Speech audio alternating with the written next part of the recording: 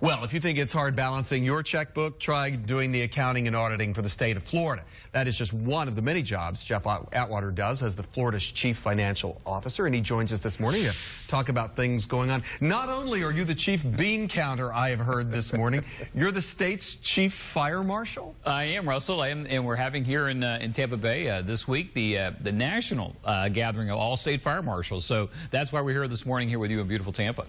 You made some news recently when you challenged the New York governor, Andrew Cuomo, about that state's ad campaign. It's called Startup NY, and those ads ran in Florida and other states and promoted New York's business climate and tourism. And you had some issues with them coming here and trying to steal our business, basically, right? I did. You know, what most people don't know is it's not just those who are coming to enjoy Florida in their retirement years, but we have the most aggregate household income that moves to Florida every year comes from New York State. It's from New Yorkers fleeing New York, unfortunately. Good people who now feel suffocated by the oppressive New York tax system. So when they started running the ads here, a lot of Florida businesses were calling me and asking me, what's the deal here?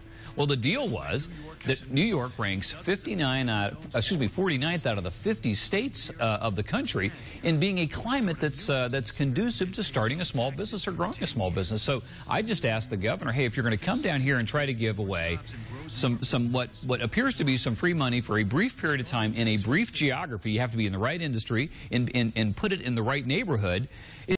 Be straight with the people that you're trying to lure, that outside of that one little gimmick, you are the most oppressive state to try to grow and start a small business. And that's all I was saying. And they took a little bit of offense to it, which I don't mind, of course.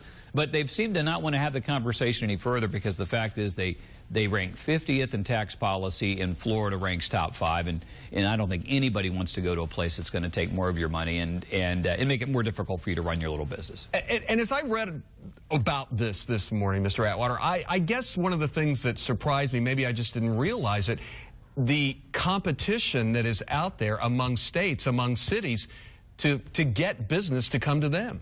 It is. All 50 states should be competitive. That's kind of the experiment that the Founding Fathers established for us as a country. And what's exciting here, look about Tampa Bay.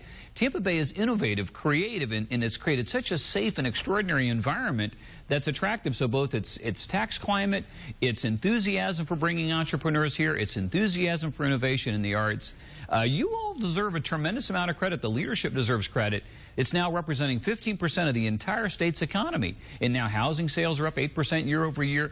Things are back and things are moving forward, and we should be excited about that in Florida. I want to ask you about the state of the state in general. I mean, we've come through one of the worst recessions that you and I will probably ever see. Let's hope we never see anything like this again. I mean, parents saw this sort of thing during the Depression, but where are we now? Are we statewide? Where do you think we are coming out of this? Statewide, everybody recognizes that Florida has one of the strongest economic rebounds in the country. Year over year, we had more private sector job growth than any state in the union. Last 3 years, 600,000 people have gone back to work in a new job that were unemployed just 3 years ago. But the credit belongs. All of this story is about small business owners who didn't give up, didn't quit, pressed on. So the state of Florida lowered corporate taxes so the small business owner pay more taxes but could hire another neighbor. The state of Florida lowered its debt so that expense would not be going towards banks' interest, but would be able to go back into education or back into road building and reduced regulation. So we have our population growth going back at about 280,000 people a year now. We have GDP, all economic activity, twice that of the national average now.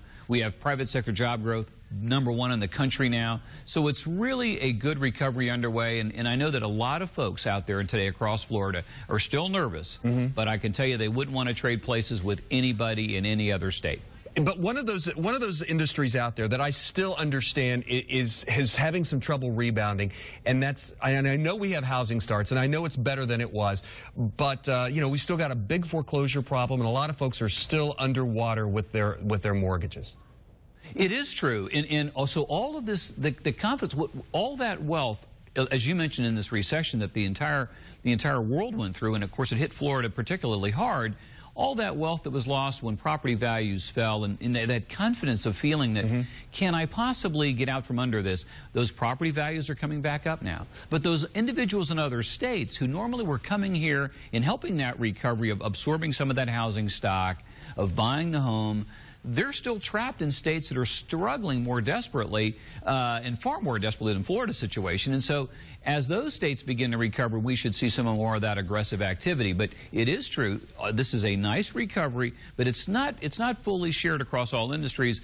For real estate, it's been a nice sound recovery. And again, Tampa Bay has some really strong strength here in this area, 8% year over year in sales growth. I mean, that's not a bad number, and if that were to continue, that'll be good for us. All right. Hey, we got to go. CFO Jeff Atwater, Fire Marshal Jeff, thanks for being here today. Good to have you. Come back anytime, okay? Thanks for having me. Thanks.